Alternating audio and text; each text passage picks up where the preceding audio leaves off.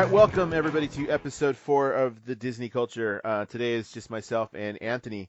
Just some other stuff going on with the other two. It's to be expected. It's the holidays.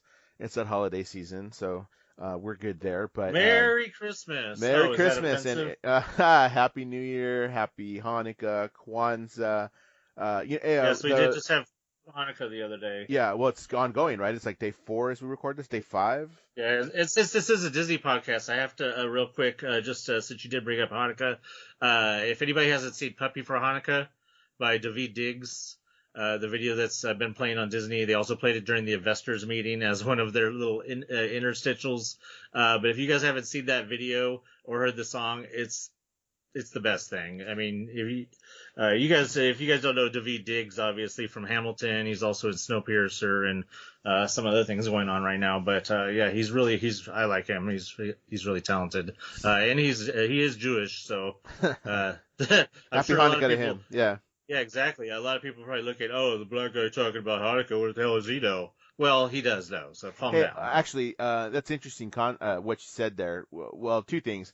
One is the investors meeting, which is going to be what we end up kind of talking about. Disney dropped a whole bunch of news about a bunch of different shows coming to Disney Plus and into theaters, hopefully, or whatever. So we'll talk about that in a second. But the other thing that you mentioned right now was Hanukkah. And I got asked by my daughter yesterday, actually. She said, Dad, is it actually okay to say Happy Hanukkah to somebody that celebrates Hanukkah, even though we don't celebrate Hanukkah? And my answer was kind of like, well, yeah, why wouldn't you? Like, you're just, you're wishing them well. I'm sure they would wish you Merry Christmas. It's just like, it's just a different holiday, for them based on their religion necessarily. That's not a bad thing for them to, to wish something that's, now what you don't want to do is what this woman in the Dodgers comments the other day did, when the Dodgers were wishing everybody Happy Hanukkah, and she got in there and had to be that person and say Merry Christmas. Oh, yeah. So this isn't a Starbucks cup that's trying to you got that, right? You got that reference, I'm glad. A Starbucks cup that's trying to end, Christmas and the commercialization of it's no. Merry Christmas. Y'all can settle down. It's fine. We're, tolerant of any holiday that you want. So I taught my daughter, no, it's fine. You can wish somebody Happy Hanukkah because that's what they celebrate. I'm sure they would wish you Merry Christmas even though they don't celebrate the same thing. Because the thought. I mean, you know what? I mean, they could claim there's a world Christmas all they want, but you know what? I'm borderline atheist, and I'll still say Merry Christmas. So, and I'll say Happy Holidays, and I'll say it all. Happy Kwanzaa, motherfucker. Remember that when Ramadan comes around next year? Talk about all this kind of stuff. But anyway, so we are going to talk about the investor meeting a little bit. Not 4 hours worth, definitely. No, we're just going to hit some high points. Podcast. No, we're going to hit some high points that we come across. But, yesterday I was telling you before we started that I actually went to Downtown Disney yesterday. So we're not a news dropping podcast. We've said that a lot of times that I'm not looking to break the newest headlines or anything because, insights from these bloggers or whatever, because that's just not who we are. And most of the time, to be honest, it's been done already. It's been done, and so many people have talked about it already. By the time we talked about it, this is much better. And half the time, it's not even right. The information that we dropped, when we were talking about reopening, I saw a number of different bloggers or vloggers, whatever you want to call them, drop. Oh, we think we got California steps. It was all wrong. All of it was wrong. So no, that's not what we do. More reaction, just discussion type thing. But in case you haven't heard, California did roll back. As far Southern California, the region that we're in, Southern California did roll back to purple tier, all of us, which means that outdoor dining in all of basically Southern California had to stop. So that affects downtown Disney largely. I mentioned before on this podcast, and you know it, I'm not the biggest fan of the food in downtown Disney. I'm just not. I don't see it as anything different than what I can get anywhere else. Now, I did also mention that I went to Buena Vista Street. With the exception of Tortilla Joe's. I'm sorry, I will. Tortilla Joe's is good, but Tortilla Joe's is not even a spot that I'd be like, oh my God, I must go to Tortilla Joe's. You know what I mean? Like, I have to do this. It becomes like, oh yeah, it's Tortilla Joe's, let's go. I've eaten there a number of times myself. I've eaten at ESPN Zone. I've eaten at Catal. I've eaten at a bunch of different spots there. Grilled sandwich, my favorite. Right. But it's not something that I 100% have to do. And it wasn't like that's what's solidifying me going to downtown Disney. That wasn't what it Right. was, but apparently it was for a lot of people. So the first time when I went to Buena Vista Street last time and got their opening, I mean, you heard my whole story on the last podcast. Got there really early in the morning, had this whole elaborate plan to get there. You know, I could have eaten at Carthay Circle, but those filled up. We continually heard it's filling up. You can do reservations. Reservations are booked out towards the end of the year. And then all of a sudden the bomb dropped that outdoor dining is now banned in the state of California for the time being. At least 3 weeks, and all of that ended. So with that, I kind of watched what was going on, and I said, hey, it really looks like there's not really a lot of people in downtown Disney, and there wasn't. So I left my house yesterday about 4 o'clock. I live, depending on traffic, about a half an hour from the park. So by about 5 o'clock, I was in the area of downtown Disney. Now, the last time I was there, first thing in the morning, I could see from when I was in line the traffic just trying to get into the parking lot, right, into the Simba parking lot. This time, I made a mistake. My normal routine is to go and get off on Orangewood behind Anaheim Stadium, behind Angel Stadium, and then park in the Toy Story parking lot. That's so burned into my head that that's what I'm doing that I missed the fact that I wanted to get off on Ball Road and then turn onto Disneyland Drive right there past the structure. Totally missed it. I was thinking, what am I going to do? Well, you know what? I don't think it's going to be that busy, so I'm still going to turn down West, which is also Disneyland Drive. It's the same drive, and see what the traffic's like. If I have to turn down further around, I will. Well, you can't turn in left into that parking lot. That's always the case. They always want you to come in from the other side and turn in right. No traffic. No traffic. A few cars here and there going in, but no traffic. Went to the next light, which is where you would enter Paradise Pier and other hotel, Grand California. Yeah. Just turned around, drove right in. I drove right in. I waited for a couple of cars to pay before mine. As soon as I paid, which is the $10 parking thing, they tell me, we just want to make sure you understand there is no eating or drinking on company property.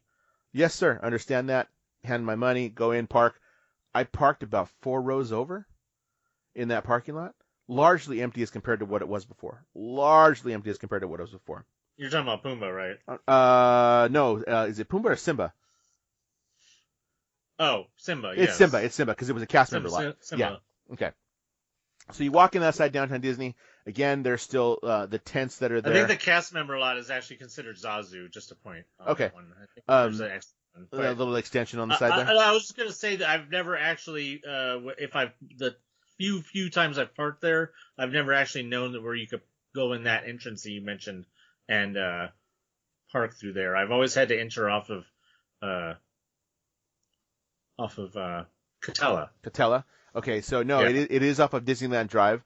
I've parked there as overflow parking, because you know how every once in a while they would, especially on a busy time, especially between the holidays, they would shut the structure and then say, okay, because of overflow parking, we're going to send you off to the Simba lot. So you end up continuing down that way on Disneyland Drive, and then everybody turns right into the Simba parking lot, just over where Paradise Pier is. That's where they have you turn in. That's pretty standard. I knew that, and I knew, like, okay, I'm probably not going to be able to turn left into here. I probably have to turn around, but I did it without a problem. The tents are still set up. I did wait less than 10 minutes to get in. There was a line of people to get in. It is still socially distanced. I think most of that was just a security check, letting in so many people to get, you know what I mean? So nothing crazy. Got in. We go through. They temp check me like normal. Walk through, past the drug dog or whatever they have the dog being able to sniff out these days, up to security. Security, most of the lanes were open in security. Walked up. He checked my son's bag, and my son, I told the kids, bring a bottle of water, leave it in the truck. So when we get back to the truck, if you're thirsty, we got water. He forgot to take it out of his bag. So security guard tells me, sir, he has a bottle of water in here. We just have to make sure that you understand he's not supposed to open that and drink it anywhere on company property. I said, no, I don't have a problem with that. I knew that it was meant for this. He just forgot to take it out. So that's fine. I'm like, nope, we're going to follow rules. I want you guys to reopen. He's like, oh, trust me. We all want us to reopen the way it's supposed to be. I am all for, obviously, the rules. I am all for everything I'm all for all the things that the people complain about. But when it comes to bottled water, that should be okay, because what happens if you have somebody who's like starts choking, or they need water? water should be okay to be like, okay, you could take real fast, lower your mask, and drink it real fast. Right. Water shouldn't even be counted as an outdoor dining. That to me that's silly, and to me that's Disney being jerks and overstepping the the spirit of the outdoor ban, and that's just them being jerks. Go ahead. Interesting that I still could buy a bottle of Coke within Disney property. I could have gone in, in World of Disney, which I did, and I could have opened the Well, of course you can. got a bottle of Coke. Of course, they're going to sell it to me.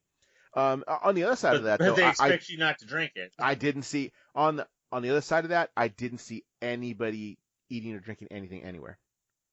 Nowhere. Even Right. the first time that I went, when they did have outdoor dining, I was in the Esplanade and I saw somebody taking a drink of their Starbucks drink or something. No one else completely around. We were in the Esplanade. The Esplanade, for the most part, is empty because there's nothing in the Esplanade. There's nothing in Disneyland. Buena Vista Street, and we Right. talked about it. You enter through the exit on that right side if you're looking at the thing, and then stage 17 is a little further down on the other side of the restroom. So the Esplanade is empty. Didn't see anybody doing anything here either. Didn't see any, even though Wetzel's Pretzels is open. There's a couple of the restaurants there that are open for takeout stuff. Is there still people coming from the eastern gateway, the eastern entrance off of Harbor, or is there no reason for anybody to even come from that direction? I didn't see anybody come in through there. That area. Because my question would be is that those would it stands to reason that since most people are you're parking in Simba is the only place to park for downtown Disney, that there really shouldn't be, as you say, any traffic in the Esplanade, because there shouldn't even be any reason for anybody to be crossing the Esplanade except for employees. But if you still had people coming in through the Eastern Gateway, then obviously you'd have those little few people coming from there over there. I guess maybe still people staying in. I mean, I don't know if any of those hotels on that side are even open. Some of them are. I mean, I know there's hotels are still open, so I mean, presumably you're gonna have people still, I guess, coming. I mean, I don't know why anybody would come just to go to downtown Disney, but the last time that I went, when dining was open, there was I didn't see the line myself, but I know there was a line on the harbor side before entrance, and people still do go on that harbor side. People will tell you still to enter on the harbor side because there just is less people, because the parking is over in the Symbol lot on Disneyland Drive. There are some options to park on the other side. You can park at Garden Walk for I think it's first hour is maybe free and then $3 additionally after that. So it just depends what you're going to do. If you're just going to grab something, it might be worth your while to do that. It's easier to park at Garden Walk than it would be to Simba. The walk isn't as long. The Anaheim Hotel, which I parked at last time, I went on a weekend, but it would have been $25 to park there, but $10 during the week with the coupon. So there's still people that can park at that side. I can't imagine now, though, given the current state, that it would be as busy as it was when they did allow the outdoor dining. I hadn't even really thought about Garden Walk. What is everything still open over there? What is there in Garden Walk? I guess there are some shops in Garden Walk. But Garden Walk Chang's, largely was Forrest Gump's. No, I know that the restaurants. I meant the actual stores. It's been quite. I went to Garden Walk. Stores still exist over there. It's redone and there is stuff. I went to Garden Walk for a concert actually last year, about this time last year, and there was stuff there, actual stores, but a lot of the front that you see on Catella, a lot of those are restaurants. What I did see, because I drove down Catella, was a lot of people pulled over in front right there, looking like they were probably picking up to-go type stuff. Because why wouldn't you? Why would you go all the way into the parking lot when it's very clear where Ubers would pick up? You can just park right there and pick up your stuff, like takeout kind of thing. So I'm assuming that's what that was. But inside of downtown Disney now, I mean, was there people? Yes. Was it crowded? Not really. No, not really. World of Disney last time would have taken me over a half an hour to get in, even longer. It could have been, because I've heard Gina, I think, told us at one point it was a 2-hour virtual wait to get into World of Disney, even before. I waited in line. I walked right in line, and they told me, "Oh, sir, it's going to be about 20 minutes." I don't think I waited 10. Like, I got in pretty quick. Well, as long as they still have merchandise that people want, they're still going to get you're still going to get the people going for the merchandise. I mean, especially I don't know if you saw that they have another merchandise event coming up for with was it Something mini I again? saw somebody's the new Ahsoka lightsabers, Oh, the Clone Wars Ahsoka lightsabers, yeah, I did see that. and some other Galaxy's Edge stuff is coming up in they're doing a merchandise event. So I mean, some of that stuff will obviously probably go to where is it that stuff goes, is stage 17 or Stage wherever, 17, yeah. or is one of those places after the event. And then yeah, so you're always going to have obviously you could take away the deity. I mean, sure, it's going to piss people off because I'm sure they would love to have at least one other thing to do while they're there other than just buying stuff. Well, I That was was always there for probably the 3 hours. I was there for 3 hours, and all I did was buy stuff. Can you imagine right, if I had dined, how long I would be there? But don't get right. that. Don't get me wrong. People are still spending money because there's Oh, plenty of absolutely. merchandise to be had. All the holiday stuff right now, all the holiday decor actually is 30% off right now. The decor, Oh not well. decorations, but all the decor, all like Mm. the clothing, holiday clothing, and all that type of stuff is all 30% off right now because it's just not Yeah. moving like it would be in a normal year. Well, obviously, yeah. But That's it is selling. It is selling because there still are lines to get into stuff, and you see people with quite a number of things in your hand. 30% off is a pretty decent discount. As far as Disney stuff goes, that's a pretty decent discount.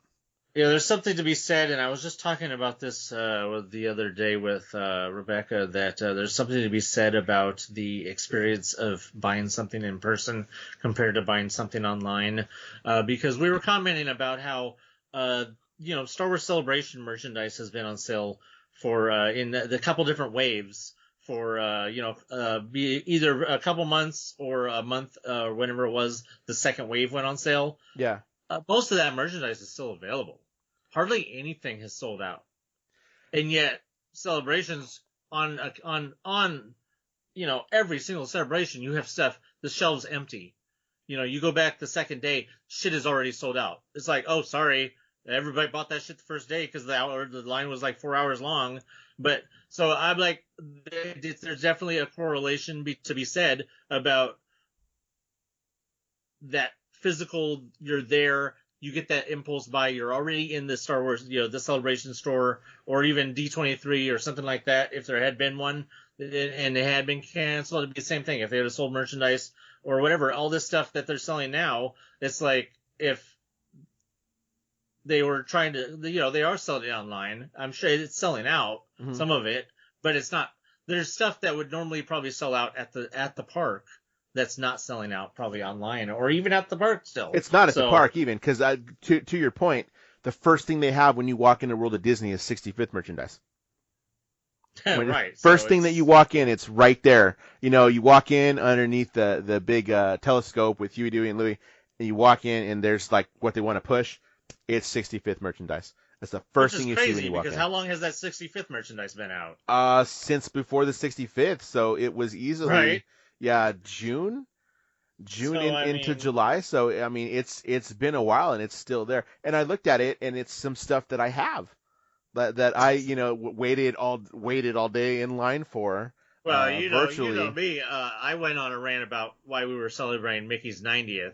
Right. You really, I think I'm not going to go into a rant about why we're celebrating the 65th. So, Well, we still will next year. When it does open, we're gonna have a year of celebrating the oh, the 65th. 60, yeah, Yeah, because we didn't get it, but that's there. Some differences that I did notice versus last time. I urge you to listen to the last episode because other than the dining, I'll give you some slight differences. So obviously the lines just weren't as long to get into the stores. To get into Five and Dime and through Elias and Company, again, another 10 minutes.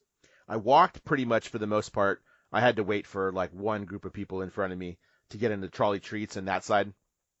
I forget what the rest of that store is called, but in on that side, and I wanted to get some treats. That's a holiday. It's a holiday thing between me and my kids, the gingerbread cookies and all that kind of stuff.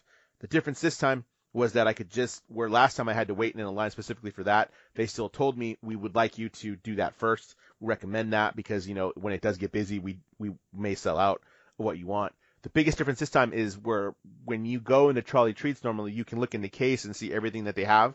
It's already all bagged, ready to go. It's all right. bagged and sealed for you already. And I did notice that the gingerbread cookies are smaller. Whatever. I'm okay with that. They want to make sure they fit them in the bag. Okay. If Michael was here, dirty. Yeah, it is dirty, but I bought an extra one just because I like them that much. But yeah, I did notice that. I had to like, okay, well, I know what they kind of had already because I had been there, and it's the stuff they kind of have every year anyway. So I was like, okay, yeah, and I was like, oh man, all this stuff's bagged and it's folded over and it's got a Mickey sticker on it, so you can assure like this is sealed, kind of thing, you know. So you go, you take your order, do that.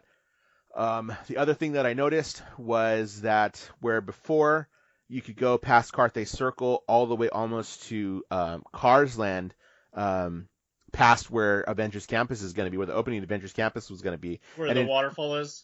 Past the waterfall, and then, there were reports a couple of weeks ago that that the gates were open, and that's where they had moved the carts that were selling food right outside of Carthay Circle. They had moved them into the entrance to Avengers Campus to kind of, I'm sure it was to make use of the space, which is totally understandable. But that's roped off now.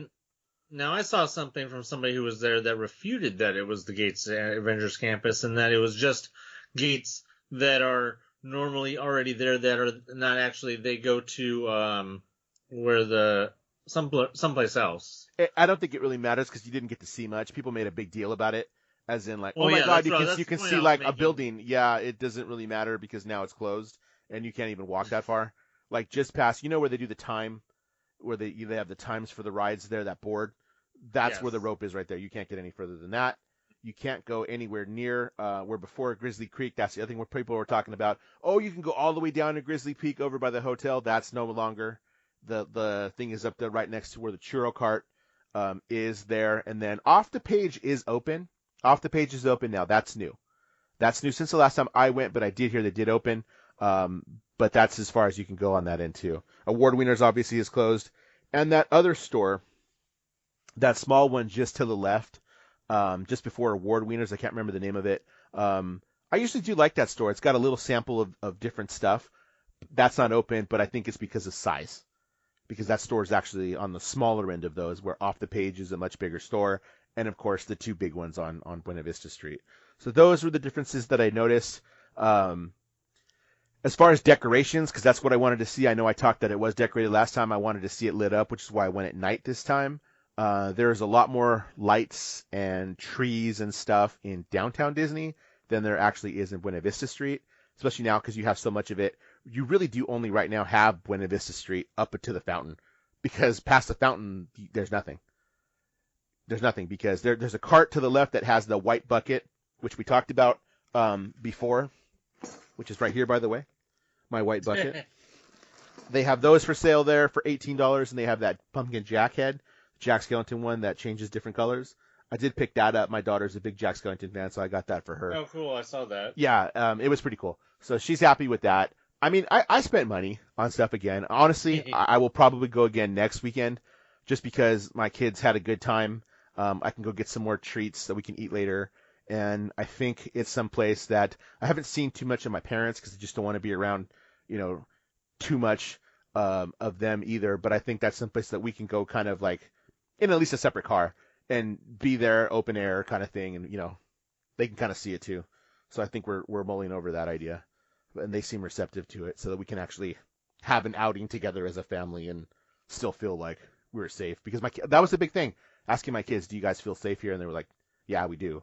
Like, no one really came up on us, and, everybody has a mask on, so, okay. That's kind of my experience. The closest thing we're going to get to a Disneyland tree is one they have set up at the information booth on the Disneyland side of the Esplanade as you're walking from downtown into the thing. There's a big tree there. It's not the Disneyland tree. It's its own thing. It's got an open, fairy tale book kind of thing, Christmas story, and a snowman thing there. Probably about as tall as a Disneyland tree. It's in that range. You can get in line there and have a photo with your family. People use the sign itself to prop your cell phone up on to take a timered selfie. So, and it worked. It's what I took. Everybody was happy with it. I mean, it was good. Like I said, I'll go back again. And just see what else we get. It's just an outing, to be honest with you. Just have some place that we can go and get a little Disney-ness. Is that the word? Gotta feel like, oh, this is home. So that's kind of what we're there. Yeah, but that's my experience. So beyond that, this week we can move into this. Disney dropped a lot of. I woke up to this stuff, man, but it's so much I haven't even looked into all of it. I'm gonna kind of like I know you've looked into a little bit more than me. I'm gonna bounce off you for this Well, piece. I watched the whole thing. Oh well, then please, sir. What? I didn't even know what was going on. So what was this? I was one of the brave ones who I slugged through all the garbage of the first hour. That was basically no announcements, and then we got to the announcements, and I was just like, man, this is so overwhelming. But it was like 4 hours long. So it was an investors meeting, so it's business. It's what business. It is, yeah. But now they're making it more of a, this is, I think this is the second year that they've televised it, where they've turned it into kind of like a, kind of a big deal, like, kind of like a spectacle almost. But the thing that really made this feel like overwhelming, and one of the complaints was like, man, this is too much. Blah, blah, blah. A lot of complaints about too much. A lot of complaints. A lot of people pointing out that the fact that so much stuff was announced is proof of why Disney shouldn't have control of so much stuff. But then nobody, and I mean, well, there are people, obviously, non-stupid people that, take into account how much of this stuff was supposed to have been announced at Comic-Con. D23. Was there supposed to be a D23? Yeah. No. Was there? Yeah, I believe there was. No, D23 is next year. Is it? Is it now? I don't know. I didn't get tickets. Well, so anyway. I don't know if it's, I don't know. Well, I agree with you definitely for Comic-Con or something else, yeah. But yeah, Comic-Con and of course Star Wars Celebration, which was supposed to have been at the end of August. How much of that stuff would we have already have known about that would have been announced at those places? You know what I'm saying? So it's like, it felt like a lot because they've been holding on to a lot. They've been waiting on a lot of this stuff. I mean, granted, the investors probably would have seen a lot of this stuff, but some of it they would have already probably, the stuff, they wouldn't be getting shown stuff that had already been announced to the public. Yeah. So if any of this stuff that's been being announced, most of the stuff that even the stuff that they saw, because there was a lot of, here, watch this video, and then we get to watch 3 minutes of a blank screen with a counter on it showing the time and some Disney music playing in the background because they're seeing something that we aren't allowed to see, which was about 75% of the footage that was being shown during the investor meeting. We didn't get to see. Oh, really? Most of what we got to see was Marvel stuff, which was super surprising considering Marvel was shown very, very last. And by that time, we had gotten so used to not being shown anything that Marvel showed us everything. They were like, here. We were probably ready for to show you most of this at Comic-Con, but here. So they were very, very, generous. But we'll talk about Marvel stuff. In fact, we can even start with Marvel stuff, because one of the first things I wanted to talk about was What If. Okay. Because What If had been obviously previously announced. A lot of the Marvel stuff was previously announced. We just got a lot of expansion on it. There was a couple new things announced, and those I will probably mention. That we had seen some previews before, but something we hadn't seen and seemed to be, I think, intentionally highlighted in the trailer is the fact that there's going to be a story where it's a what if T'Challa was the one picked up by Yondu and became Star-Lord. Oh, wow. And it wasn't confirmed, but most people are assuming that this is probably Chadwick Boseman's last role. Did he film a piece for this? Oh, you could tell that it's his voice. Okay. You could tell in the clips that it's his voice. So I haven't seen this. So it's an animated series. Is that what you're getting at? Maybe it's his voice. It's animated series. Okay. It's an animated series. Yes, and everybody from the Marvel universe is doing their own voices. Okay, that's cool. That had all been previously announced, so it wasn't really a surprise to hear like Sam Jackson as Nick Fury and so on. And then of course it wasn't really a surprise to hear Chadwick Boseman as T'Challa. aka Star-Lord in this, because so that's going to be one of the what ifs, is what if Yondu picked up T'Challa from Wakanda instead of picking up Peter Quill in Iowa or wherever the hell he was from. So that's going to be an interesting one. But as I said, the biggest highlight for most people on that one is not only how cool it looks, but the fact that it probably will be, if not Chadwick Boseman's final role. It'll be very emotional when that episode comes out. Yeah. It totally will be. Matter of fact, we took wouldn't pictures. even We be took surprised pictures if they saved yesterday. it for last. We took pictures yesterday at the mural, which I had seen last time, but actually stopped and took a picture with it. So what else did Marvel announce? Marvel announced some other cool stuff, actually. Yeah, I mean, most of the stuff, like we said, we already knew about. They got a little bit cheated on their Hawkeye announcement because there had already been those set photos of Haley Steinfeld basically confirmed in costume as Kate Bishop for the Hawkeye series. But of course, so they got cheated out of the official announcement of her as that character. So, we have seen the set photos. It looks pretty good, so I look forward to that. A lot of things that were just expanded upon that we already knew about. One of the new announcements was the Ironheart, which is about the woman Riri Williams, who becomes the kind of an Iron Man, but she's called Ironheart. Armor Wars, which is I think it's based on a comic book series, if I remember correctly. That will be with Don Cheadle, which is cool. The Secret Invasion. Now these are all series, so that's cool. This is all Disney They're Plus. not movies. Yeah, these are all Disney Plus series, which is so to just add on to all the other ones we already knew about, and then of course something that we figured on ever since that ending with Nick Fury, along with Talos, the Skrull, played by Ben Mendelsohn. There will be the Secret Invasion series based on the big huge Marvel event series from quite a few years ago. Yeah, Secret Invasion. Yeah, that's a while back. The one about all of these Skrulls infiltrated and posing as humans, and then they try to take over Earth and yada yada. We'll see how. It's been rumored that we were leading towards that, and I don't know if it's going to be like a huge Infinity Stones type thing, which I thought it might have been.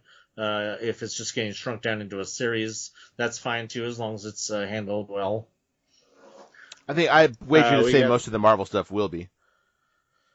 Oh yeah, definitely, and that's probably why it's nice that they have the space when they get a series that they could do a lot with the series and set up a lot of things, which brings me to just to talk real quick about WandaVerse, which of course comes out the next thing to come out. It comes out next month. Right, man. Yeah, it's getting close. Are you ready for that next month, January 15th, I believe? I'm ready to figure out what the hell it's going to be, because the last time I think.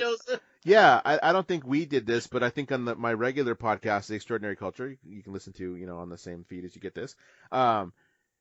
We were trying to figure out what the hell did I see with that last trailer, because it looked interesting, but what are we watching? How do you describe this? I don't know, but I want to watch it. So you did see the investor trailer for WandaVision? I didn't. Again, I haven't seen a lot of these trailers. I'm going off based on what you know and kind of what I. Oh, you're going off read. The first WandaVision trailer. Yeah. Just the first one alone was just I don't even know what I'm seeing here. Oh my god. Well, if you saw the one that from the investor, you'd be even more confused. Oh, okay. That just makes me want to watch more, to be honest with you. Oh, yeah, definitely.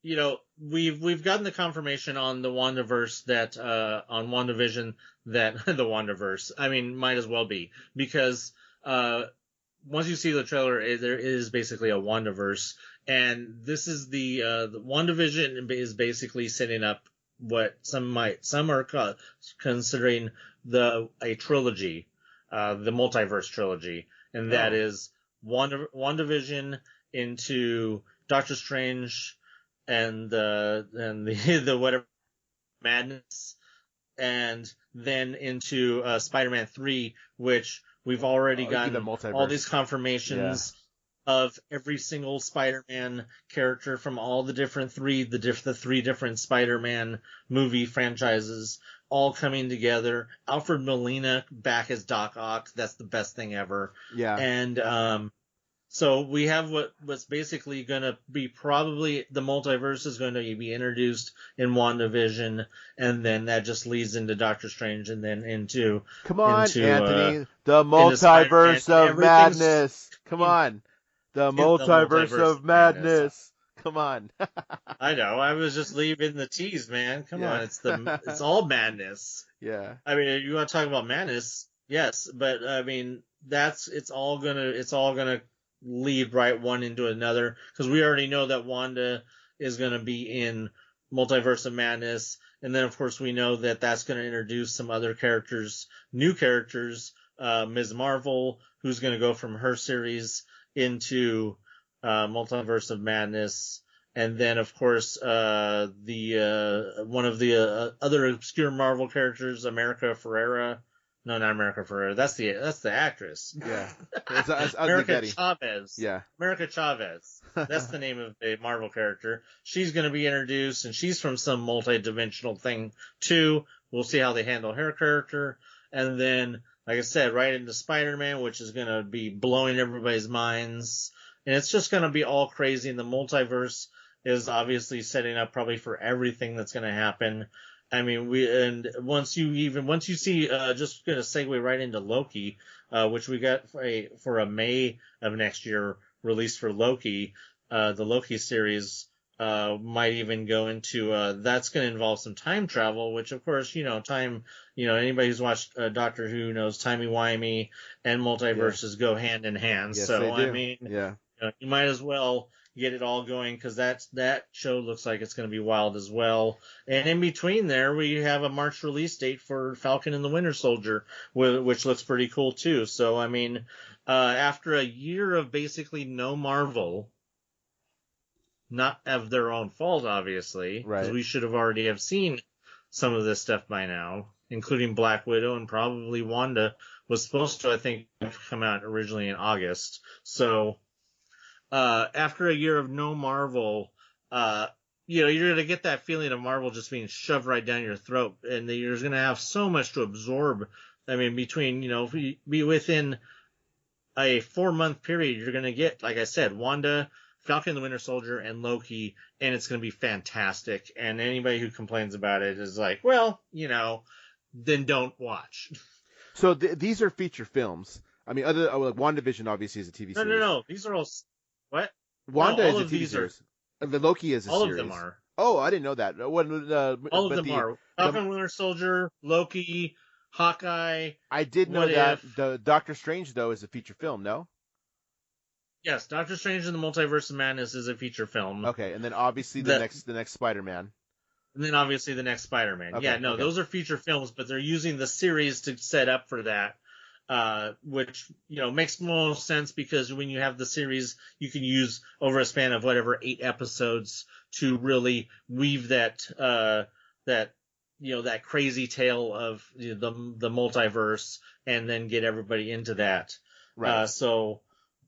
Hawkeye is a late fall of 2021. So, you're probably November or something like that. October, November, somewhere in that area, I guess. Yeah. And we have really no date on What If yet. Of course, some of those other ones, there's obviously no dates. We're probably looking at 2022 for some of those ones I mentioned earlier, Secret Invasion and whatnot. Those are all probably 22. Now, I did hear, did I hear correctly? Some of this is it's about a 3-year drop. Is that right? Yeah. Yeah, everything is pretty much is 2021, 2022, 2023. Okay. And that's pretty much everything that was discussed in this investor meeting. It pretty much covers that whole range, including that in Star Wars also has some stuff that's slated for 2023 all the way up to there. So, which we'll get to, obviously. Like I said, some of the other stuff we already knew about: Moon Knight, She-Hulk, Ms. Marvel. Most of it was just confirming things we already knew. Tatiana Maslany will play She-Hulk. With Mark Ruffalo making appearances. Making appearances, which is great. We got for obviously the confirmation of I don't want to mess up this girl's name, but Iman Vellani as Kamala Khan for Ms. Marvel, Mm-hmm. and that she will also appear in Captain Marvel 2. And then just real quick, I just want to mention this: the James Gunn, the Guardians of the Galaxy holiday special. Oh, I That will saw be something on about Disney that. Plus. Yeah. And that's a 2022, and then of course that will film alongside Guardians of the Galaxy Volume 3, which we won't get in 2023. Then of course, for those that care about such things, there's a little short film. It's called I Am Groot. Yeah. That's just cashing in. That's all just the Disney Plus stuff. We'll just skim through real quick. Ant-Man and the Wasp. It's not enough to have time travel, multiverses, but then you also have the Quantum Verse, of course. Then which brings us to Ant-Man and the Wasp: Quantumania. Yeah. Because it wasn't enough to have the Multiverse of Madness. Now we have Quantumania. Yeah, I love it. It's just these names are just so great. And that movie will introduce Kang the Conqueror, a very big baddie from the Marvel Universe, yep. And more into space because that's the direction we're leading is space. Space will begat the Fantastic Four. Yeah, that's interesting. Start and stop with that one. From Roger Corman to it's wow. Yeah. That's all I'm gonna say about that. I didn't hate the Fantastic Four movies. They don't fit in anywhere. They don't fit anywhere. No, I know the ones with the Chris Evans. Yeah. Let's just say weren't that bad, and I wouldn't be opposed if they were like, oh well, Chris Evans is done playing Captain America. Let's bring him back and have him play Johnny Storm again. Yeah, that would be fantastic. But no, I'm fine with whatever they do with that. It is interesting that to note for those that are familiar with these sort of things that Kang the Conqueror is somehow I'm not as familiar, and some people might know better than me. Kang the Conqueror is somehow related to Reed Richards. Oh, I didn't know. I have no idea. No, I don't know. And the actor that they that is playing Kang the Conqueror is black. So I don't know if that's going to be a hint that we might get a black Reed Richards. Wouldn't bother me any. Doesn't bother me any. None of that kind of stuff really bothers me any. It doesn't bother me. As long as Ben Grimm is still Jewish, because I believe Ben Grimm is Jewish. I believe that's part of his character. So I think so. You kind of have to do that. But anything else, I'm fine with. As long as it's good. We have to know that it's going to be good. So Michael Chiklis made a good thing. Oh yeah, I liked him. Yeah, Michael Chiklis made a good thing. And I think Rise of the Silver Surfer is a little underrated. I didn't think it was a bad movie, like at all. I really don't. But we can get into that. That's a different time, different place. We could go into a whole thing about that. But my biggest problem with that was, my biggest problem with that is that you don't have Galactus and then have him be a cloud. And that's all I'm going to say about that. Yeah, that part. Well, yeah. No, it will be done right if it comes around. Yeah, he does. That's bothersome, but that's got to be like phase 10 of the MCU is Galactus when you have the technology to have a big, huge Galactus Maybe the tech will get there by the time we're ready for that. And then we'll have another another Silver Surfer. Yeah. That isn't Lawrence Fishburne. I didn't hate that. No, That's all I'll say. I didn't hate it. It wasn't great, but it wasn't the new Fantastic, the newer Fantastic Four, which I've never even seen, but I know it's bad. Yeah, I didn't bother because I do know somebody that saw it and said, "Oh God, no." So I never bothered. But the two, other than the Corman one, the original two, I didn't think were actually bad movies. They don't fit into the continuity here, which is totally fine. Redo it. reboot it. We've done that with Spider-Man. Maybe we see them in the multiverse. Maybe we do see Chris Evans return in the multiverse as Johnny Storm. I'm just saying. I mean, we're not there yet. I don't want to jump ahead because I'm not, I like to jump ahead though, but we will see Chris Evans in later on when we talk about here. So and I almost said something too, but I bit my tongue. I almost said something, but I bit my tongue. I knew it was coming up. I don't bite my tongue, so no. I was just real fast, just to mention that new Fantastic Four movie will be directed by John Watts, the guy who directed the newer Spider-Man movies, or no, I mean not the Spider-Man movies. So there's kind of going to be like continuity within the directing. So and then of course I already mentioned those, and that's and that and that. Okay, so that's pretty much Marvel. It's all a lot and a lot and a lot. So. But we have a lot coming, and we have a lot in the future, and so it's going to be awesome. And if you get tired of it, well, I guess you can always go be a Twilight fan or something of some dead franchise that's nothing happening with it. Since people, claim to suffer from Star Wars overload or burnout or whatever these people want to call it. That's fine. Go be a fan of some dead franchise that's not getting anything new and just keep watching the same old movies over and over again because you worship those movies and you don't believe that there's any franchises are allowed to expand. So that's fine. A few years ago, I would have told you that about Avatar, but we're getting more than enough movies, none of which I'll see. I mean, I wasn't really a fan of the first one. So, It's a good movie, but I was like, okay. This isn't what it makes it up to be. I'm literally more excited for the Lord of the Rings Amazon TV series than I am. That would be better. Okay, Star Wars or Disney? Where do we go? Star Wars. Star Wars. All right. This list, that's what we're going with. Just Obi-Wan Kenobi. That's the title of the series. That's fine. That's a good name. It's a good name. I like it. It gives him gravitas because. It's not just called Kenobi. They could have just called it Kenobi and been like we're also we've been calling it the Cassian series. Cassian, of course, from Rogue One. We've known for quite a while now, like 2 years that he's going to have his own series. It's happening. They're filming. Hold now. on, real quick before we go into that. So that's what I was going to say when I mentioned earlier. Okay, we got about a 3-year drop. This is very similar to what we saw when Disney Plus was announced. And then said, okay, you're gonna get all this type thing. We're at that point now where it's been 2 years. It's been at least 2 or at least a year. It's been a year, right? That Disney Plus has been around. It's been a year, yes. But we knew a year before that what was coming. Yes. And now we have a bunch of that has dropped. We know some is coming up very soon, so we're kind of on the tail end of that initial here's Disney Plus and here's all the stuff we're gonna drop. Right. Now it's time for another one. This is what we have in development that you get for the next kind of 3 years. That's the way I look at it as.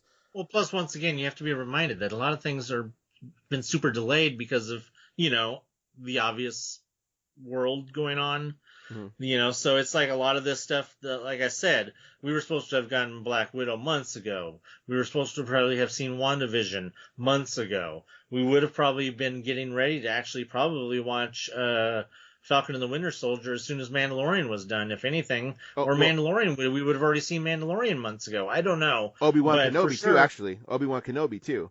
Oh, yeah, we should have been getting ready to probably see Obi-Wan Kenobi next year. Mm-hmm. But now, as it is, I don't know if we'll see it. We might see Obi-Wan Kenobi by the end of the year, if not beginning of 2022. But I don't even think that they have. They don't think they have an actual. No.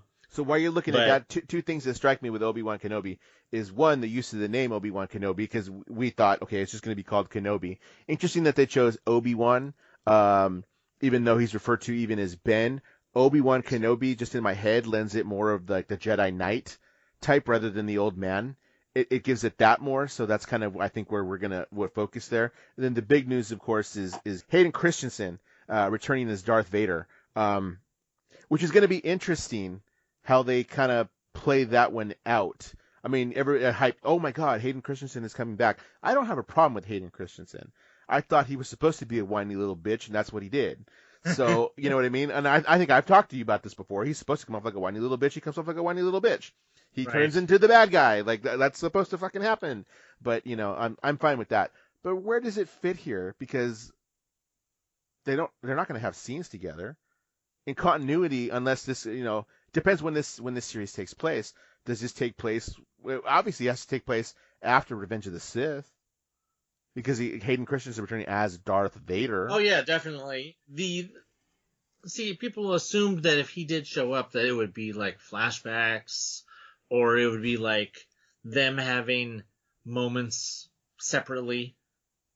Yeah, that's kind of what I think. You show Vader doing something, and he thinks about Obi-Wan, or I don't know, something like that. But the problem is that a lot of people that Kathleen Kennedy's wording made it sound like they were going to have a face-off. And in the context of the whole entire history of Anakin / Vader and Obi-Wan, there's really no room for them to have that middle meeting. Yeah. Just based on the dialogue alone from Vader on the Death Star, when I left you, I was that line about, now I am the master. Right. I was but the learner, but now I'm the master, something like that. I can't remember the... Yes. Yeah. When I left you, I was but the learner, but now I am the master. And that would imply that the last time that they met was when they fought on Mustafar. Mm-hmm. I mean, there's no way that you would use that kind of context if they had some other middle battle. No, I agree. There'd have to be some very clever way that they did that if they do that. Because now, what does work for me is the other rumors or word that there might be a possibility that Commander Cody could be in charge of a stormtrooper battalion coming after, trying to look for Kenobi. Okay.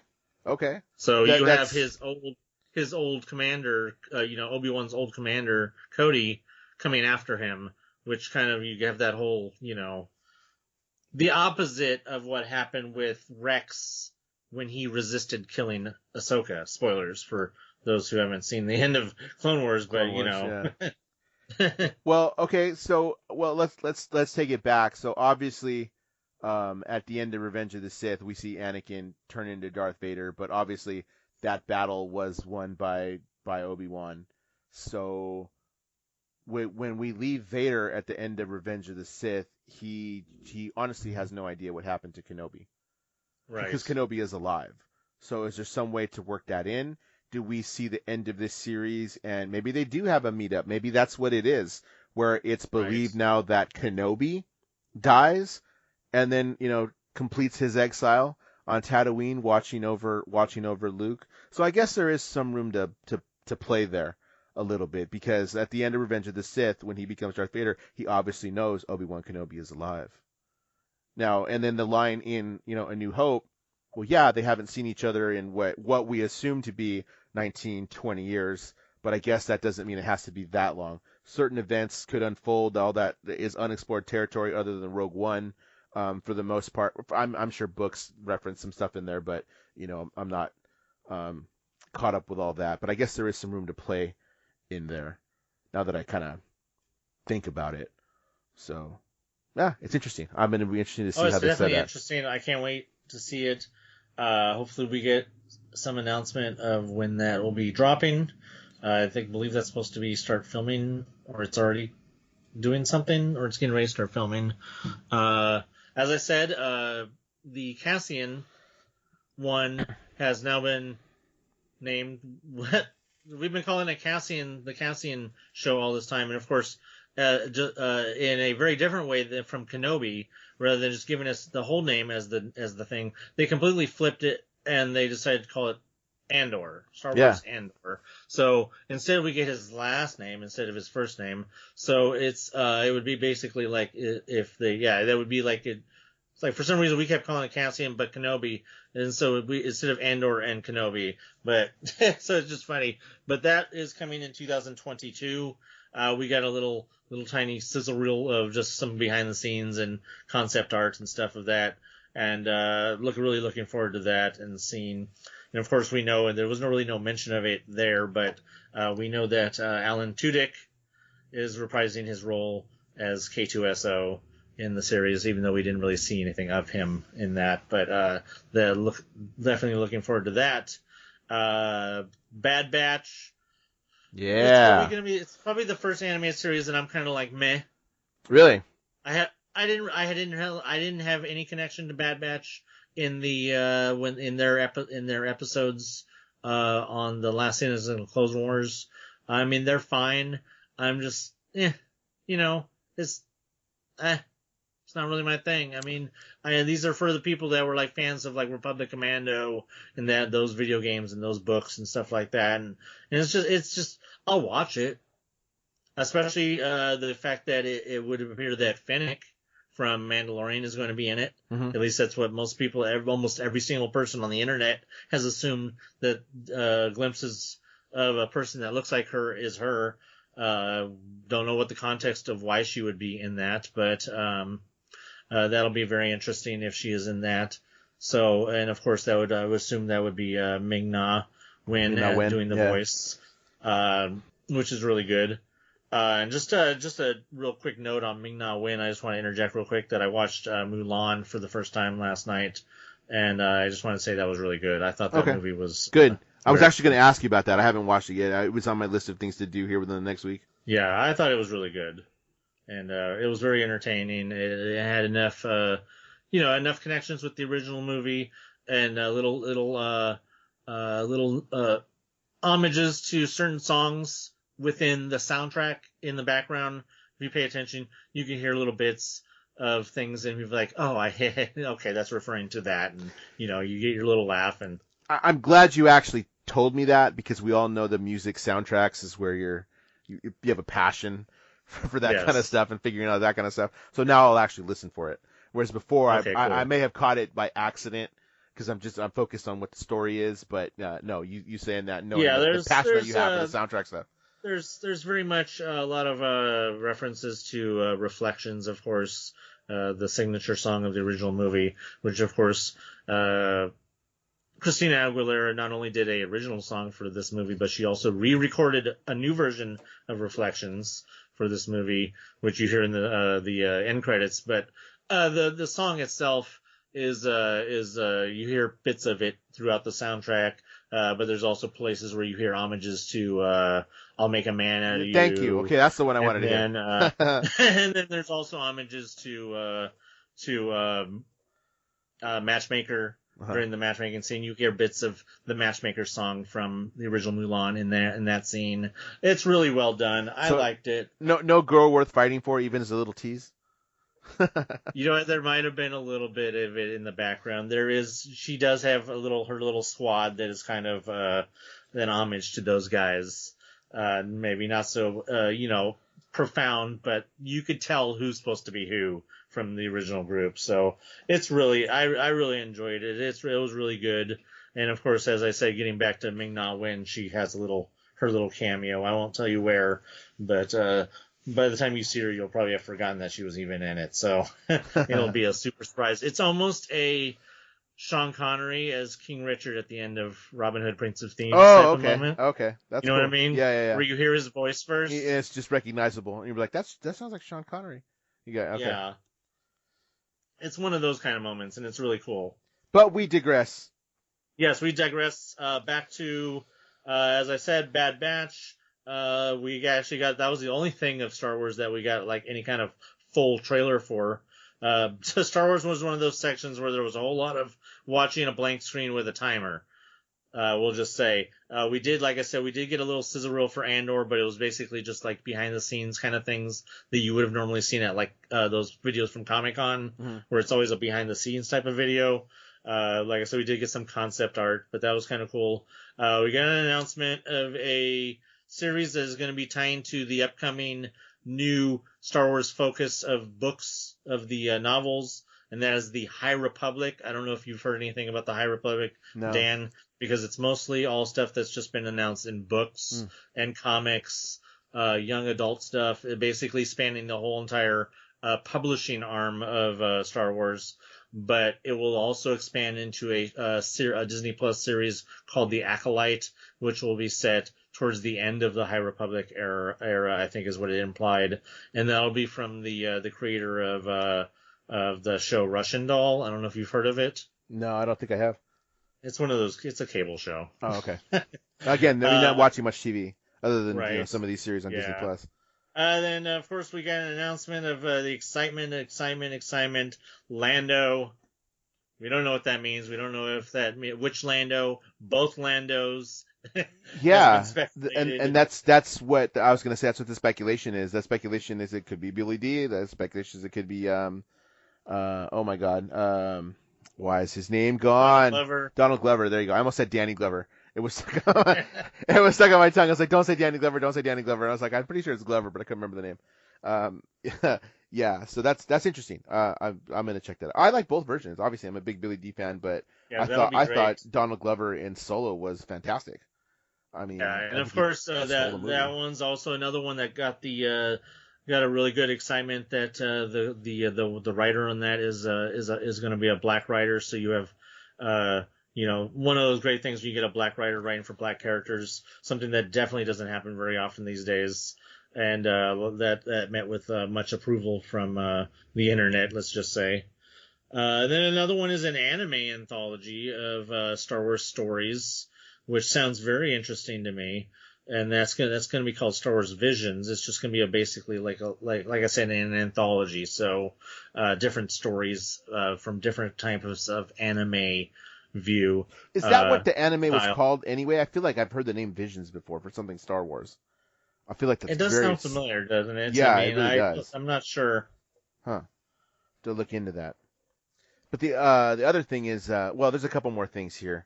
I don't know what you want to touch on. There's a couple of series still that we're looking at, and then a feature film, which is actually seems very interesting.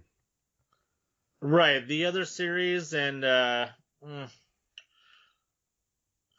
don't hate on it. Well, there's reasons to maybe hate on both of them. We could get into that. I don't know how much you wanted to get into that. I don't know much about Rangers of the New Republic. I don't know much about that. Obviously, I know what the New Republic is. I don't know much about. Again, I haven't seen some of these trailers because just I've been busy. Oh, there's no trailer. There was nothing either of those. They're just names. Okay. But the key is that they're specifically named as Mandalorian spinoffs. Yes. Okay. Which is the key. And Rangers of the New Republic, since that's the one you mentioned, is of course, as I said, it's a spin-off of the Mandalorian. We don't know what it's about. It's New Republic. There's a very unfortunate high possibility that Gina Carano, Cara Dune, that the whole thing of the captain of the. I don't know if you guys know that guy is from Kim's Convenience, the one that plays the Republic, the New Republic X-wing captain. Oh, he's the one that came in and questioned. The one with the beard, the one that does all the talking. The Asian guy, was he Asian? Was he? Yeah. Okay. Yeah, he's the one. He's the main character from that show Kim's Convenience. Okay. I don't know if you've heard of it. I've heard of it. I haven't. Again, me and TV, we don't he's the main have character. a good relationship. He's the main character on that. I forget his name. It's Paul something. But and then I don't know if you realize that the other guy is Dave Filoni. Oh no, I didn't realize that. The other pilot that's with him that never talks, that's Dave Filoni. Oh, okay. Who I do know what he looks like, but I wasn't paying attention to that. So okay. Yeah, no, it's Dave Filoni. So he didn't have his hat. He didn't have his hat. And most of the time when you do see him, you have seen him, he has a helmet on. But so we don't really know. I mean, they're X-wing pilots. We don't know if they really count as Rangers. But we also know that Cara Dune has been made a marshal, and they did make a big extra thing about him having the conversation with her and giving her the badge and all that stuff. And so we don't know if this is some setup, if she's being set up for that, or if it's just being set up for to be a whole nother thing of characters that we haven't even been introduced to, or what. We don't know. We don't know anything about this series. We just have a name, and that's all we know. It's fair speculation, though. It's very fair speculation. It's huge speculation. Yeah. It would just be from certain points of view that where the actor that plays Cara Dune is problematic, and I won't get into it unless Dan wants me to. Nope. But we don't need to get into that. It's a whole thing. If you don't know about it, then you should maybe educate yourself. But you haven't paid attention. You haven't paid attention. There's people that are just deniers and they just won't pay attention to sort of things, or they just think it's cancel culture. To which I say, well, you know what? Cancel yourself. So, which brings us to Ahsoka. Well, first off, let me say that you did say that it was a Mandalorian spinoff, and I think the reason for the wording of that is because when you actually get down to it, yeah, we go and consume everything in any kind of television or movie media. You probably more books than me, as far as that is concerned. Me, a couple of comics here and there, but that's the first time Ahsoka, for some people, has been introduced at all. And I know I had somebody, a friend of mine, who's a very big Star Wars fan as far as the films is concerned, has seen all of them, enjoys them, does that. And so that's the first time I've ever seen that character. Well, yeah, because you didn't watch Clone Wars and Rebels. I'm glad that you say that, because that brings us to the people who think that Ahsoka has been oversaturated. But then they have to be reminded that, yes, there are people who are just now meeting Ahsoka. I hate that this is their introduction to Ahsoka, if it is, because this is not my Ahsoka. I'm sorry. I will. Any controversy with it's big. The controversy with Rosario Dawson is big, and Disney should have taken into account. That's a whole nother story. If Dan doesn't want me talking about Gina Carano, I'm not going to talk about Rosario Dawson either. That aside, which are both huge problems with both of those actors, that aside, not even Ashley Eckstein aside, her performance as Ahsoka, I did not think it was... People are hailing it, as if people are like, oh, well, Filoni knows how to have somebody play his own character, I assume. Well, then Filoni should have known that her mandrel should have been longer. Her head tail should have been longer. She walked like Ahsoka once. Mm-hmm. Very obviously walked like Ahsoka once.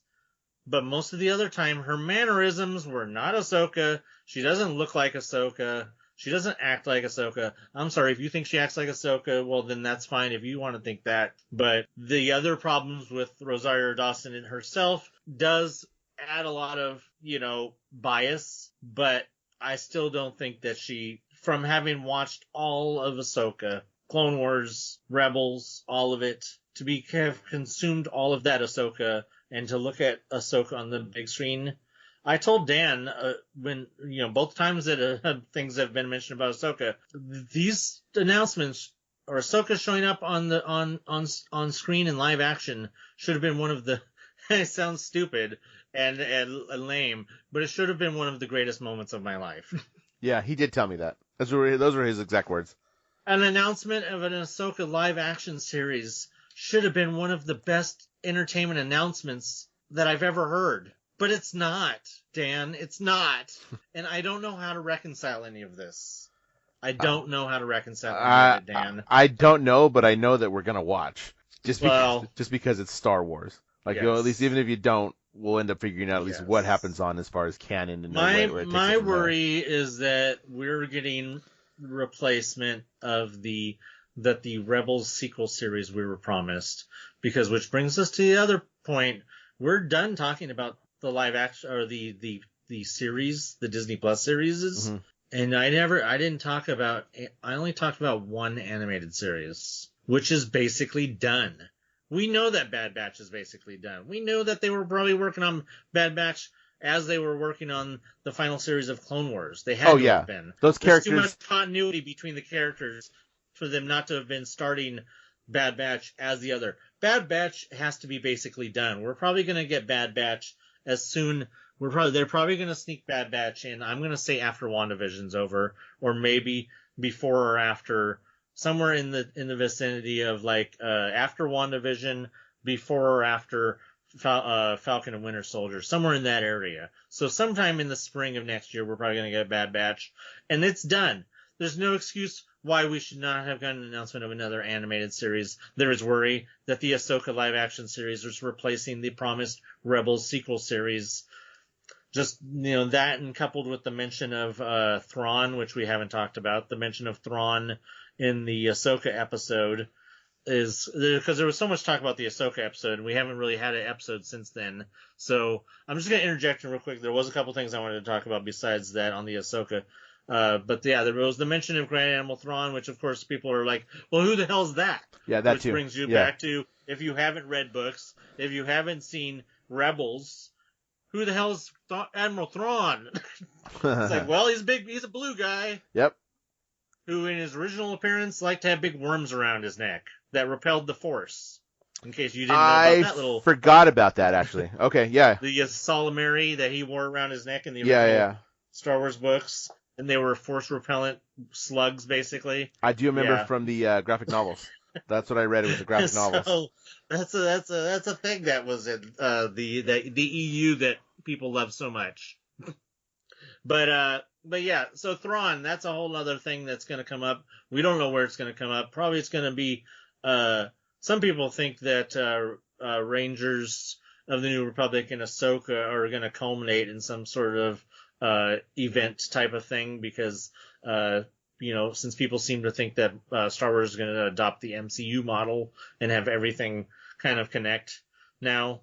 It's been connected. I was going to say, it loosely does, but that would be a good spot in there if that's what it was to bring it together. That would be a good spot to bring it together where they exist as their own and then like build up to a culminating, like this is the final episode of these two series. That would be actually pretty cool. Because The Mandalorian, a series that started out so innocent and so easy for people to just jump into who haven't paid attention to anything else. The people who are anti-Disney Star Wars felt that they could just jump into Mandalorian and everything would make sense to them. From the very last moment of Moff Gideon pulling out that Darksaber at the end of season 1, from that moment through now, they have been inundated with characters that they know nothing about because they chose to ignore those things because either they were Disney Star Wars and it doesn't matter, or it's cartoons, so it doesn't matter. Oh, it's books, so it doesn't matter. Well, it does matter because let's just go through real fast. I'm not going to take too long on this, Dan. I'm sorry, but I'm sure we're going over what you would like to go over, but we still have lots to talk about. Yeah, but we'll condense it. I just want to go through real fast things that we've learned about that if you never absorbed any other media in other than The Mandalorian of the modern Star Wars era that you would know nothing about. Darksabers. Right. Dark Troopers. Although Dark Troopers do go back to old EU and stuff. But if you never absorbed video games or books, even from the EU, you wouldn't even know what a Dark Trooper is. Now we've seen Dark Troopers, Ahsoka, Bo-Katan, the things to do with Mandalore that came from Bo-Katan. Let's see, just in this newest episode, Operation Cinder. Do you even know what Operation Cinder is, Dan? I don't. Operation Cinder was first introduced in the 4-issue miniseries that came out around the time of The Force Awakens that was called Shattered Empire. It was a 4-issue series. I know that name. Okay, I do know the name of Shattered Empire. And it was introduced in there, and it was expanded upon in Star Wars Battlefront 2 video game. The main story video game. The main story with Eden Versio of the Star Wars Battlefront 2 video game involved heavily with the background of Operation Cinder. And then the Star Wars Alphabet Squadron books have also dealt heavily with the background of Operation Cinder. So just in a nutshell, real fast, Operation Cinder was let's just say the Emperor, upon his death, had several, plans that were to be implemented upon his death, basically just a screw you to the universe, to the universe. And one of them was Operation Cinder, which was basically the Empire was ordered to go from planet to planet and basically incinerating the planet. To take out his what I'm looking at right here. I did Google that real quick. To ensure that the Empire and its enemies did not outlive him should he ever perish. Yes. So it was basically like a very scorched earth. Let's just say that General Sherman would have approved because it was very Sherman march to the sea, scorched earth, burn everything, or very like the whole we'll just have people guerrilla warfare, that sort of type of thing. Yeah. So that was the plan. The background, a lot of it is a lot of very similar to Mayfield in The Mandalorian. We have had other characters from both Battlefront and the Alphabet Squadron novels who have shown sympathy for what they did and actions that they took part in, having to do with Operation Cinder. And it basically was the reason for a lot of people defecting from the Imperials to the New Republic forces, was because they felt really bad about Operation Cinder and the thousands and millions of people that got killed in that. And the difference is that those people actually atoned for what they did by joining the New Republic and helping out against the Empire and stuff, as opposed to Mayfield, who the jerk that he is. Don't even get me started on Bill Burr, because that's a whole nother one to add to the collection of people who have issues with their personal lives, things that they have said in their So let's just say that Cara Dune and Mayfield hanging out together, two peas in a pod in real life. Well, all right. But yeah. So anyways, that was all the stuff. Just my little rant about there's more to Star Wars than just what you've seen, and they're at the point where they're blatantly making you aware of what you haven't seen, and making you actually people bitch about it. They're like, oh, I shouldn't have to look up things to learn about Star Wars. Well, that's how it goes. It's like, to those people, I said, well, clearly you've never read comics. Clearly you never read comics in the 1980s. Clearly you never read DC Comics in the 1980s, where they would constantly have comics where they would be like, where they would reference something, and then there'd be a little note at the bottom you'd be reading an issue of Batman, and at the bottom it would say something like, see Justice League of America number 42 for when Batman talks to blah blah blah. And like, clearly, man, it's like, it ain't nothing new. It's just the same as that. It's like a live action version of that, but it's the same concept as that sort of thing. You know what I'm talking about. I do, and actually the funny thing about that was I was going to say issue 42. That's what came out of your mouth. So that's right. Let's gloss over these next two things, because we do know that Marvel and the Star Wars is kind of our passion out of this, and we'll hit the Disney stuff just real quick.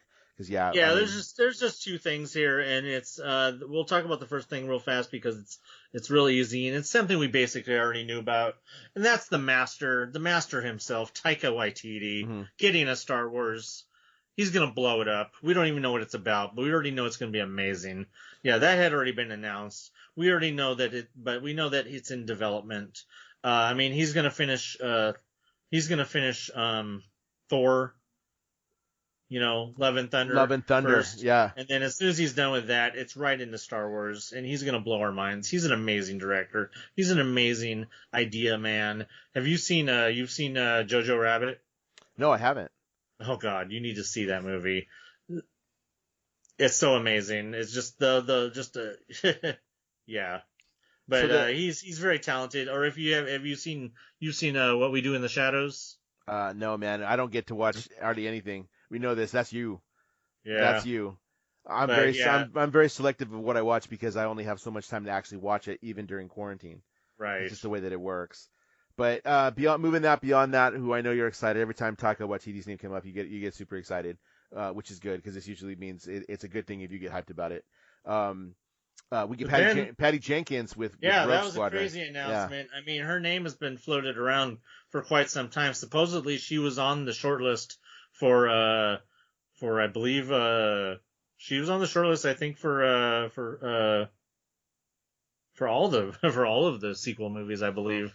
I want to say she was, yeah, but I mean, definitely blew up after Wonder Woman. Yeah, Wonder Woman came out, and I think she ended up with Wonder Woman because she turned down Force Awakens, I believe, or something like that. I think or you're she right. didn't end up with Force Awakens, so she ended up with Wonder Woman or something like that. But not a bad move if it's one of between those two.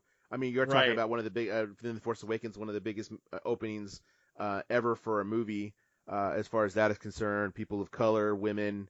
But if you got to turn that down and pick up Wonder Woman, which just blew it up as well, that's not a bad first choice really. But it's the toss up between those two, which one you would take. It's smart either way. Right, and of course we get this announcement right on top of only just a couple of weeks away from being able to watch Wonder Woman 1984 finally, and I'm glad I have HBO Max and I'll not have to pay an extra $30 to watch it because it's going to be included. So Yeah, that's a whole thing. I'm not going to get into that because it's a whole different podcast. It's a different studio. Yeah, definitely. That's fine. But the other thing I want to mention about Lucasfilm before we move on, and it's only in passing, is that we get another Indiana Jones movie. Right. Yeah. So ordinarily, you know what? I can't tell you that I'm not excited about that, but it might be past its time. The idea I think, is past its time. Yeah. Just one more thing about the Patty Jenkins. We didn't even say what she's doing. Oh, sorry. No, I said Rogue Squadron. Yeah, Rogue Squadron? Okay, yeah, we'll begin that. That's coming December 2023. Now, real quick, I just want a yes or no answer to this because I know we can go off on this.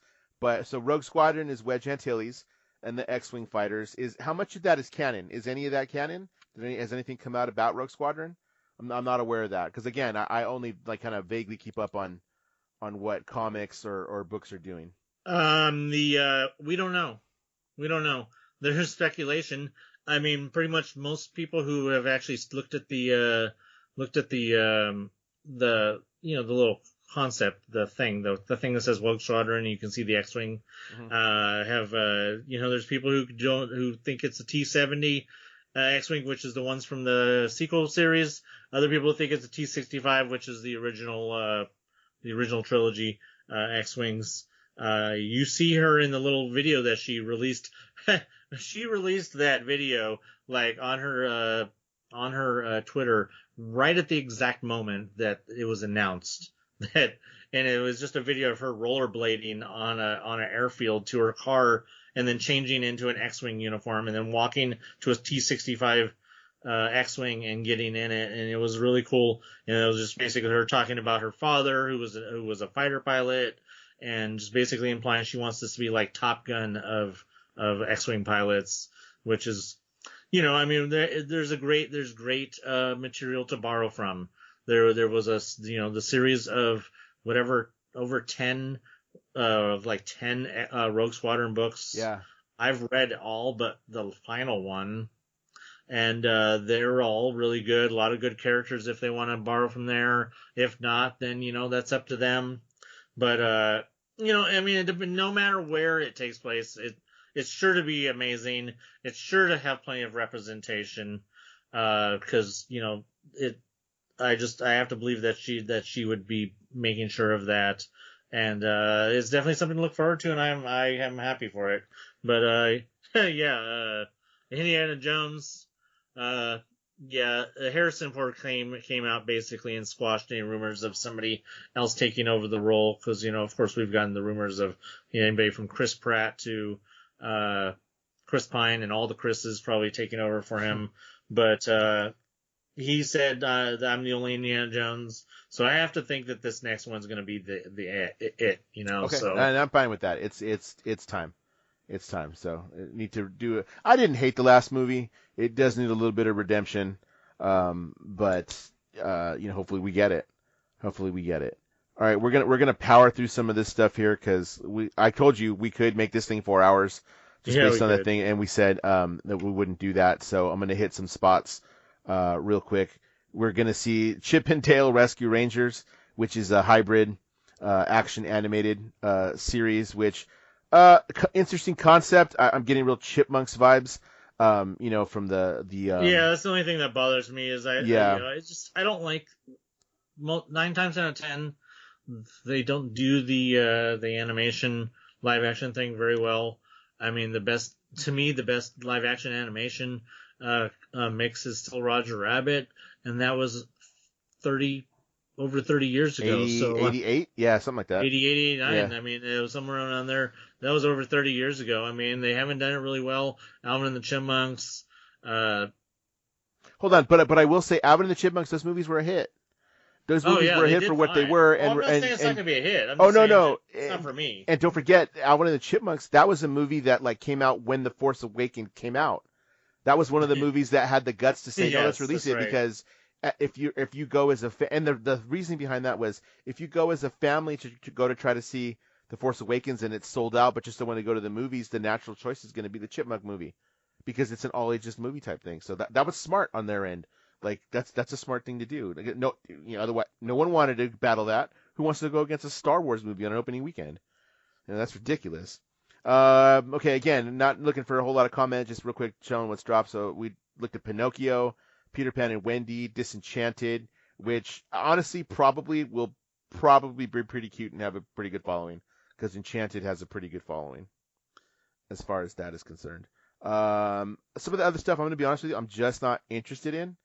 It doesn't really bug me. Do any of the actual feature films or any of the series that we know that are based on any kind of animated film kind of pique your interest?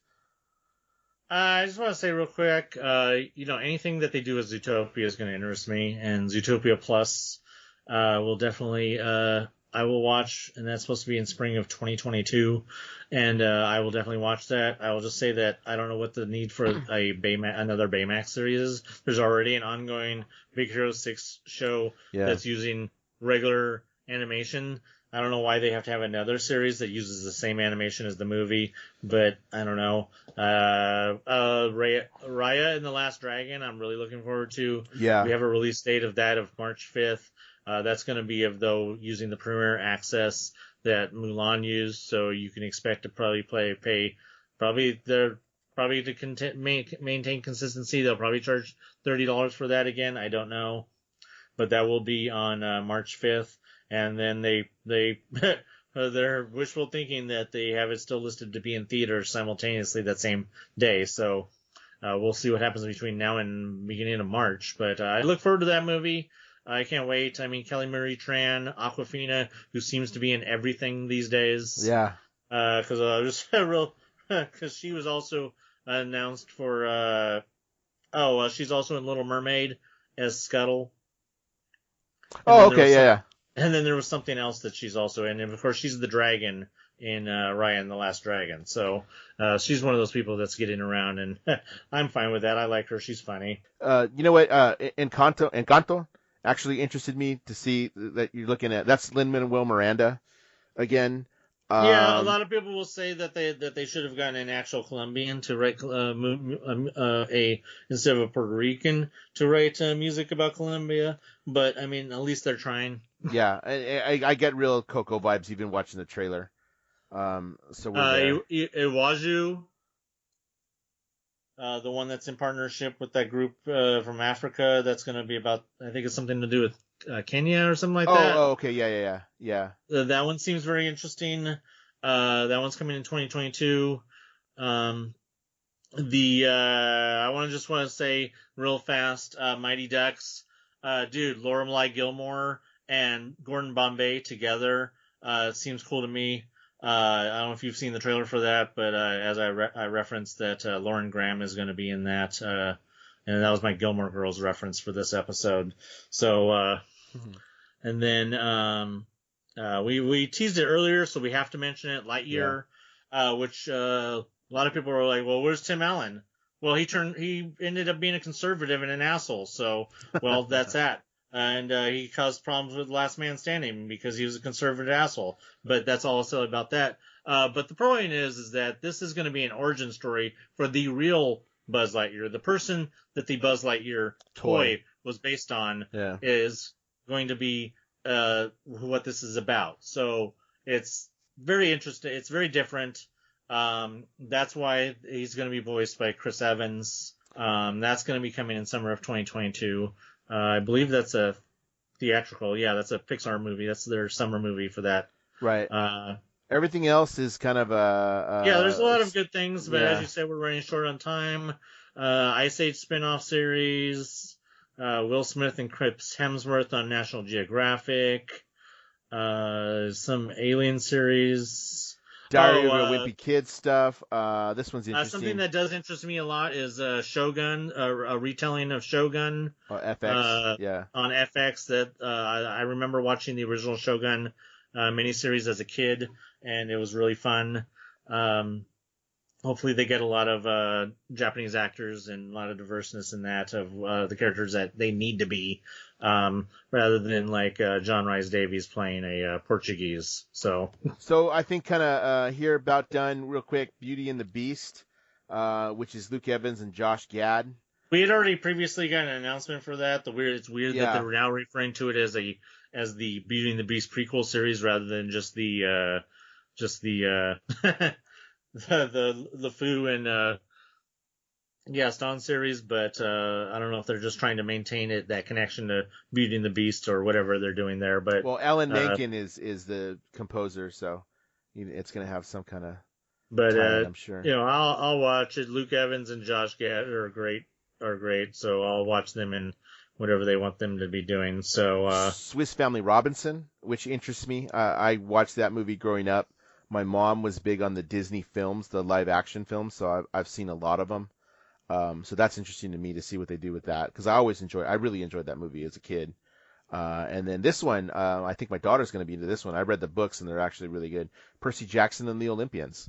Hopefully done right this time. Yeah. So again, I was going to say made a movie. I didn't think the movie was that bad. It tried to condense too much into one movie though. That should have been one of those things where each book was a movie. But they didn't go that route. So we'll see if this does it. We'll see if this does it right, because those are actually really good book if you have a youngster at home. Somewhere between about 11 and 11 and older. Honestly, they'd really enjoy those books, and it's a nice way to go into mythology for not only the Greek gods, but there are also ones for Egyptian gods and Roman stuff too.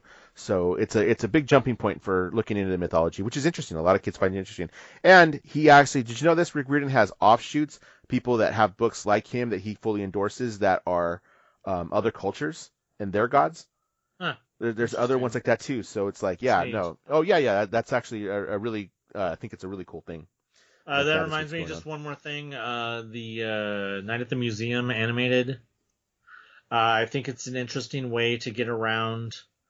If they completely recast all the characters with new voice actors, it's a way to get around not having to worry about replacing Robin Williams as Teddy Roosevelt. Because if you just recast everybody, then you can be like, well, we just recast everybody. You could even have not Ben Stiller do Ben Stiller's voice. I don't know. But if you have everybody be, some different person, then you can have Teddy Roosevelt and not have to worry about, well, we couldn't get Robin Williams. So that was just all I would say about that. Otherwise, I've never even seen all of the Night at the Museum. So I haven't either, but the first one was good. The first one was really good. I don't remember pieces of the second one. I think I've seen parts of the third one where they go to London. Yeah, and it wasn't bad. I can see why they're popular. I just didn't get into it, which is fine. I think that's going to do it for now, man. We covered a lot. We could have made this thing 4 hours, but we didn't. Oh, yeah, definitely. We definitely knew that the Marvel and the Star Wars stuff is definitely where we wanted to focus, because that's probably the two biggest loves that we had. Not that we don't love the Disney stuff, actually, on a Disney culture podcast, but, there's just way too much to cover. So I think that's going to do it for us for this year. I don't know that we're going to do another episode for this year, but, if something comes up, we'll deal with it and see what happens and give our reactions to it. Just take it from there. Thank you for listening. You know where to find us if you're listening to this, so we thank you for listening, and we will see you later.